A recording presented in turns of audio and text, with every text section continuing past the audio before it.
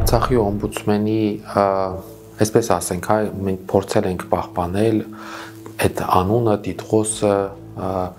որը որ հնարավորություն կտա, որը իր մեջ պարունակում է նաև ներկայացուցչականություն, որ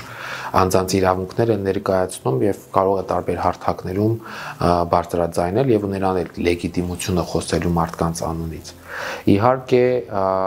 խոսքը այն օմբուդսմենական գրասենյակի կամ հնարավորությունների մասին չէ, որը Արցախում կար։ Արցախում դա պետական ինստիտուտ էր կայացած իր համապատասխան բոլոր մեխանիզմներով, հնարավորություններով, լիազորություններով։ Այստեղ անգամ այդ գրասենյակի պահպանությունը մենք չկարողացանք ապահովել, որովհետև փորձեցինք տարբեր նաև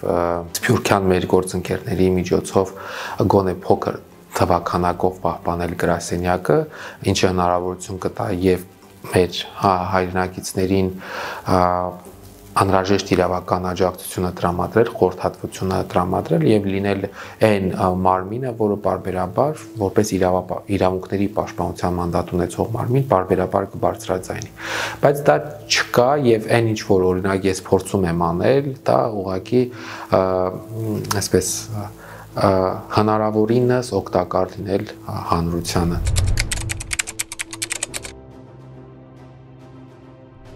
Արցախցիները Հայաստանի Հանրապետությունում նաև բախվում են բազմաթիվ սոցիալ-տնտեսական խնդիրների հետ, որոնք խիստ կարևոր են առաջին հերթին հենց նրանց Հայաստանում պահելու համար, որպեսզի ամուր լինի նրանց ոտքը մայր հողի վրա եւ ինչն էլ հիմք կստեղծի հետագայում, այսինքն հիմք կտա, որ հավաքական վերադարձի մասին մենք ավելի վստահ կարողանանք խոսել, որովհետեւ եթե արցախցիների հավաքականությունը չկարողանանք Հայաստանի Հանրապետությունում պահպանել եւ ցիրուցան եղան աշխարհով մեկ, հնդածս նաեւ կորելու է, վերանալու է մեր վերադարձի իրավունքի իրացման կամ դրա պահանջատիրության առաջ մղման բոլոր հնարավորությունները։ Գալով սոցիալ-տնտեսական խնդիրներին, ինչը շատ իրապես ուզում եմ նորից նշել, որ շատ կարևոր է, առաջին երկու հիմնական հարցեր զբաղվածության եւ բնակարանային ապահովման հարցերն են։ Այս երկուսի պատշաճ հասցեագրումը իրական եւ կարեւոր հիմք է արցախցիների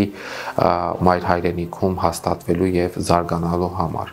Ցավոք սրտի մինչեւ հիմա երկու ուղղությամբ էլ կառավարության կողմից չեն իրականացվել կամ չեն իրականացվում համակարգված գործողություններ։ Կան գործողություններ, որոնք որ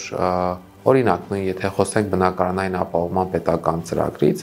հայտարարվել է, բայց եթե չեմ սխալվում, ընդամենը մի քանի հարյուրի է հասնում դիմաց անձանց թիվը եւ ընդամենը իմ ունեցած տեղեկություններով մեկ տասնյակի շուրջ մարդիկ են, որ կարողացել են իրացնել սերտիֆիկատ կոչվածը եւ բնակարան ձեռք բերել։ Պատճառները բազմաթիվ են։ Առաջինը հենց սկսած նրանից, որ տրվող աջակցության ծավալը եւ ձեռք բերվող գույքի գինը անհամապատասխան են իրար։ Ըստ էության ինչ է արվել, այդ տրվող աջակցությամբ հնարավոր է պատշաճ նորմալ գույք ձեռք բերել բացառապես սահմանային բնակավայրերում եւ հատկապես այնպիսի բնակավայրերում, որտեղ որ նաև զբաղվածության լուրջ խնդիր կա, այսինքն չի փոխկապակցվել բնակարանային հարցը զբաղվածության խնդրի հետ, ինչի հետևանքով ուղղակի անիմաստ է դուն ձեռք բերել այնպիսի համայնքներում, որտեղ զբաղվածության խնդրեմ կա եւ մարդը չի կարողանալու իր արժանապատիվ կյանքը կենսապայմանները ապահովել։ Եվ սրան գումարվում է մեկ այլ հանգամանք, ըստ էության Հայաստանի Հանրապետությունում կան որոշակի ծրագրեր գյուղատնտեսության զարգացման կամ այլ տնտեսական գործունեության զարգացման ծրագրեր, որոնք արցախցիների համար եթե թղթի վրա հասանելի են, այսինքն իրավակարգավորումների տեսանկյունից որևէ տարբերություն չկա, ՀՀ քաղաքացի կլինես, թե տեղահանված կլինես, կարող ես օգտվել, բայց գործնականում հանդիպող այնպիսի խնդիրներ կան, որոնց պատճառով մարդիկ դրանցից չեն կարողանում օգտվել։ Պարզ նշեմ, բոլոր համարյա թե բոլոր ծրագրերը բանկային համակարգի հետ առնչություն ունեն, իսկ բանկերը արցախցիներին դիտարկում են որպես անբարեխիղճ վարկառուներ, ունեցած բլոկադայի հետևանքով այդ ժամկետանց վարկերի հետ պատճառով, վարկունակության խնդրի պատճառով, գրավի առարկա չունենալու պատճառով եւ այլ եւ այլ։ Եվ ստացվում է այնպես, որ մարդիկ ուղղակի չեն կարողանում օգտվել այդ ծրագրից եւ ինքնազբաղվածության հնարավորություններն էլ է թուլանում։ Եվ սրա համատեքստում նաեւ կուզենայի խոսել այն ֆինանսական աջակցության ծրագրի մասին, որը ապրիլից պետք է դադարեցվի, այսինքն ինչ են ըստ էության ինչ է ասում, որ փոխակերպվելու է ծրագիրը, դառնում է ծրագիր միայն առանձին խմբերի համար, չափահասների, տարեցների եւ առաջին եւ երկրորդ խումբ հաշմանդամություն ունեցող անձանց համար։ Սա իրապես աբսուրդային որոշում է, սրա մասին բազմաթիվ հանդիպումներում նաև հենց պատասխանատուների հետ խոսել ենք եւ բարձրաձայնել ենք, կա մեծ դժգոհություն արցախցիների շրջանում այս ծրագրի հետ կապված եւ գիտեք շատ տրամաբանական մի հատ բանաձև է, լուծում է առաջարկվում։ Դադարեցնել ֆինանսական աջակցությունը այն պահին, երբ որ արդեն անձը ապահովված է բնակարանային երկարաժամկետ բնակարանային հարցը լուծված է, որովհետև այդ ֆինանսական աջակցությունը տրվում է ըստ էության կեցության եւ այլ ծախսերը հոգալու համար եւ տրամաբանորեն եթե կեցության հարցը կարգավորված չէ, խիստ կարեւոր է որ պետությունը շարունակի այդ աջակցությունը։ Շատ դժվար հարց է մանավանդ այս իրավիճակում, երբ որ օրինակ մենք գրեթե լիազորություն չունենք այդ հարցում, ունենանք այդպիսի տվյալներ, թե որքան մարդ է, բայց շատ կարևոր հարց եք տալիս, որտեղ կոնկրետ Կարենի օրինակը շատերը արձագանքեցին սոցիալական մեդիա դաշտում եւ ես ինքս ինձ մտածում եմ, ասում եմ, այնքան Կարեններ կան, որ ընդհանրապես մի դեպք այսպես մեծ արձագանք ստացավ, բայց իսկապես այնքան շատ մարդ կա, որ այդ նույն իրավիճակում է։ Եթե զուտ ինչ-որ վիճակագրական տվյալների մասին խոսենք, շուրջ 500 մարդ ապրում է պետական կամ համայնքային սեփականություն հանդիսացող նման շինություններում, բայց սա չափանիշը չի, այսինքն կարող են ընտանիքը ապրել վարձակալական հիմունքներով ինչ-որ մի տան, բայց ունենալ սարսափելի վատ պայմաններ, եւ ոչ թե տեսական ինչ-որ պնդում եմ անում, ես շատ պրակտիկ բան եմ ասում, իմ աչքով եմ տեսել եւ համոզվել եւ այս մարդկանց հարցը լուծվում է ինչ որ անհատ աջակիցների, անհատ կամ բարեգործական կազմակերպությունների փոքր նվիրատվությունների միջոցով, բայց դա կայուն եւ երկարաժամկետ լուծում չէ։ Այսինքն եթե անձը ունի արժանապատիվ աշխատանք իր տունը պահելու, եթե ունի նորմալ բնակարանային պայմաններ ապրելու համար, հետեւաբար անընդհատ ինքը նույն շղթայի, նույն իրավիճակի մեջ է հայտնվելու։ Հիմա այդ դեպքից հետո բազմաթիվ մարդիկ ինձ հետ էին կապվում, թե ինչպես կարող ենք օգնել Կարենին, բայց հարցը միայն մի Կարեն չէ, հարցը հազարավոր Կարենների մասին է, որ պետությունը դրա համար գոյություն ունի, պետություն եւ պետությունը պետք է այդ մարդկանց համապատասխան կարիքների գնահատում անի եւ դա բերի արդեն հստակ քաղաքականության։ Ընդ որում որպեսզի նորից ինչ որ այլ խոսակցությունների տեղիք չտան, սա միայն տեղահանվածներին չի վերաբերում։ Հայաստանի Հանրապետության հազարավոր քաղաքացիներ նույն իրավիճակում են։ Ես ինչի համար եմ դա շեշտում, որովհետեւ սա խոսում է պետության համընդհանուր քաղաքականության բացակայության մասին։ Տեսեք, օրինակ, երբ որ ասում ենք ինչ որ ծրագրի մասին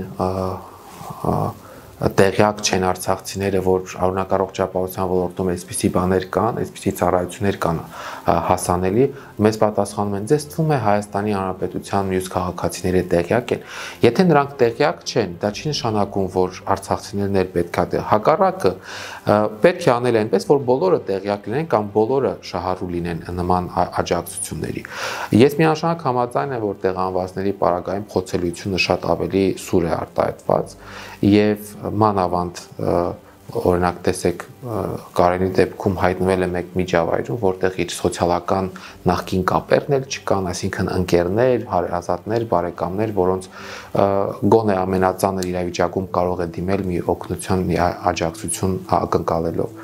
Եվ այս պայմաններում խոսել սոցիալական աջակցության դադարեցման կամ կասեց վերափոխման մասին որևէ ձևով տրամաբանական չեն կարող համարել, ընդ որում մի շատ կարևոր հանգամանք էլ նշենք, որ երբ որ հարցնում ես որն է պատճառը, որ ուզում եք այդպիսի փոփոխություններ անեք, երբևէ չի հնչում ֆինանսական, այսինքն չեն ասում գումար չկա, դրա համար ուզում ենք դադարեցնենք։ Ինչ որ այլ պատճառաբանություններ են վերում, օրինակ, պետք է աջակցությունը դադարեցնենք, որ մարդիկ սկսեն աշխատել։ Ես ուզում եմ ասել, որ անգամ աշխատող ընտանիքները ի վիճակի չեն այսօր այդ վարձավճարները վճարել, ինչի համար, որովհետև արցախցիների շրջանում, անգամ աշխատող արցախցիների շրջանում միջին աշխատավարձը շուրջ 150,000-ի կարգի է։ Եվ կան ընտանիքներ, որ օրինակ 4 հոգանոց ընտանիքում մեկ անձ է ընդամենը աշխատում։ Դե արի այդ 150,000-ով 4 հոգու եւ սննդի հարցը լուծիր եւ վարձի հարցը լուծիր։ Դա այդ պնդումը այնպես չի, որ օդից կամ մեր երևակայության մեջ առաջացող պնդում է, դա ունենք փաստեր եւ այդ փաստերի վրա հիմնվելով ենք նման եզրահանգման գալիս, որ եւ ինչ օրինակ արցախցիներին հիմա որ հարցնես, շատ հստակ ասելու են, որ այսպես են անում, որ թողենք գնանք Հայաստանից։ Այո, այսինքն մարդկանց մոտ կարծրանում է այն միտքը, որ սա հատուկ արվող քաղաքականություն է, որ չմնան արցախցիները չմնան Հայաստանում եւ ինչպես Արցախ վերադառնալու թեման են ուզում փակել, այնպես էլ արցախցիների Հայաստանում մնալու թեման են ուզում փակել։ Արցախցիների հավաքականության պահպանությունը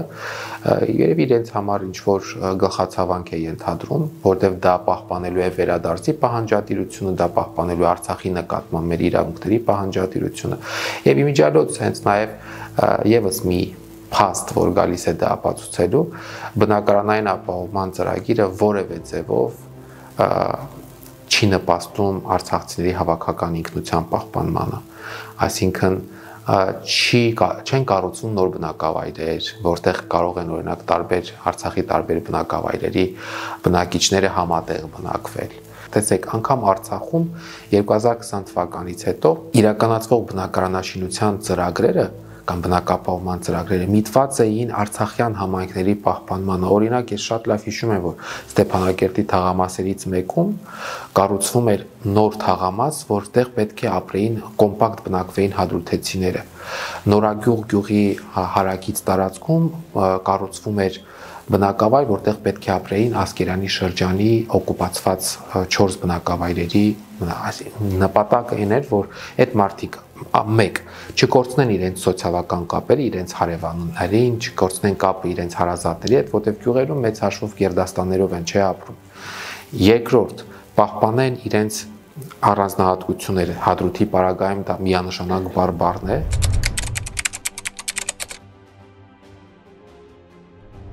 Երբեմն որ խոսում ենք, շատերն ասում են դե դա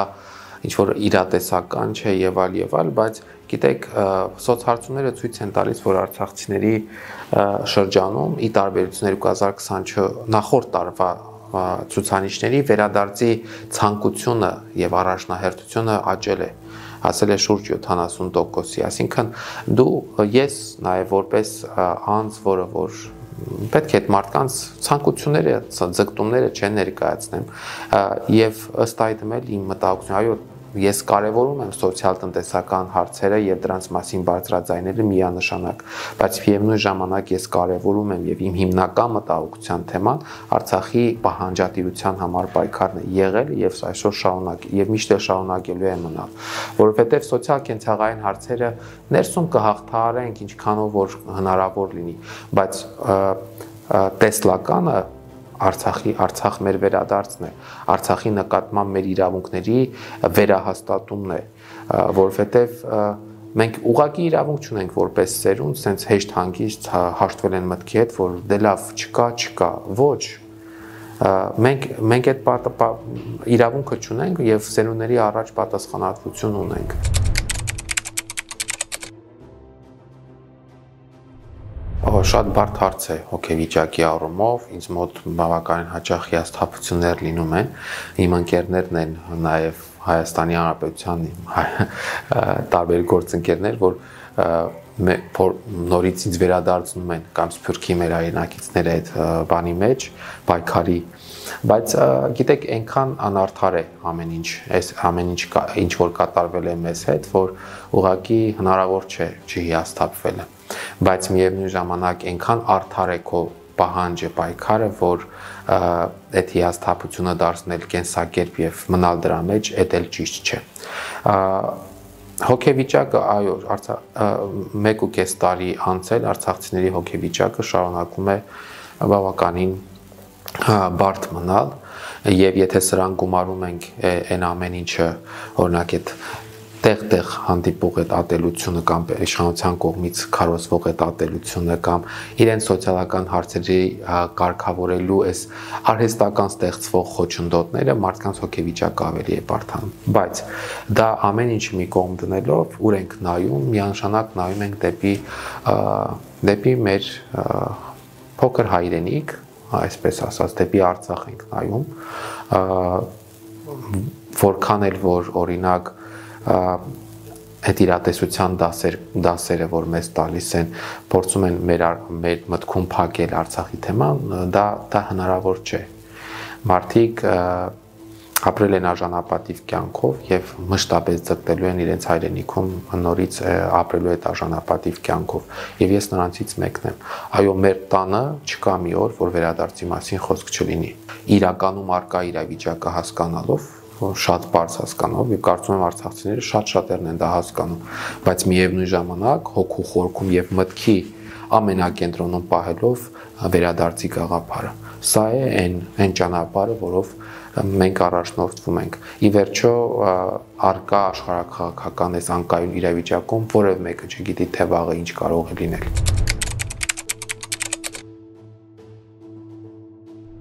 Այն հարցերը, որոնք որ հայ ժողովրդի շահերից են բխում եւ մենք այդտեղ պահանջելու բաներ ունենք, հայկական կողմից ուղղակի օրակարգից հանվել են։ Հիմա նույն խաղաղության գործընթաց ասվածում ոչ գերիների մասին կամ այդ փաստաթղթում որևէ բան կա, ոչ Արցախի ժողովրդի վերադարձի մասին որևէ բան կա։ Սրանք այսպես ասած Ադրբեջանին հանդարտեցնելու քաղաքականություն են վարում Հայաստանի իշխանությունները, որը նոր պահանջներ է ծնում անընդհատ։ Իրենք ասում են Ադրբեջանը նոր պահանջ է վերում։ Վերջինը Հիկմետ Աջիևի պահանջն էր, որ պետք է Ադրբեջանին տրամադրեն այլ անձանց, որոնք որ եւս Ադրբեջանում հանցագործ են համարվում։ Ինչ պետք է անել, ես կարծում եմ, որ միանշանակ պետք է Հայաստանի իշխանություններից էլ շարունակել պահանջել, որ տեսեք մի քանի ակցիա եղավ, թեման հանրային դաշտում ակտիվացավ, միանգամից հայտարարություն արեցին, սկսեցին տարբեր հարթակներում խոսել դրա մասին, ինչը բավարար չէ։ Ամենօրյա ռեժիմով պետք է սա անել, այն երկրներում, որտեղ Հայաստանը դիվանագիտական ներկայացուցիչներ ունի, նրանց համար մեկ աշխատանքի թեմաներից մեկը պետք է լինի սա։ Երկրորդը COP29-ի նախորեին տարբեր պետություններում մեր բարեկամների եւ Սփյուռքի մեր հայրենակիցների միջոցով ձևավորվել է որոշակի ենթակառուցվածք, այսպես ասած, այս հարցը առաջ մղելու, այսինքն համախմբում է տեղի ունեցել, որը դրանից հետո ցավոք սրտի COP29-ից հետո ակտիվ չգործեց։ Այո, որոշակի անձինք ակտիվորեն Twitter-ում, տարբեր սոցիալական ցանցերում շարունակում են սրա մասին խոսել կամ իրենց պետությունների ղեկավարների առաջ այս հարցը բարձրաձայնել, բայց այդ մոբիլիզացիան, որ կար COP29-ից առաջ, դրանից հետո կորավ, այսինքն այդ բանը չկար, նույն Օկամպոյի ակտիվությունն էլ կարծես թե ավելի նվազ է հիմա, քան այն ժամանակ։ Սա անընդունելի է, անկեղծ եմ ասում, այն առումով, որ ամենօրյա բոլոր հնարավոր ջանքերը պետք է ներդրվեն, պետությունը իր կողմից, իրավապաշտպան համայնքը իր կողմից, Սփյուռքի մեր հայրենակիցները եւ բարեկամները իրենց կողմից։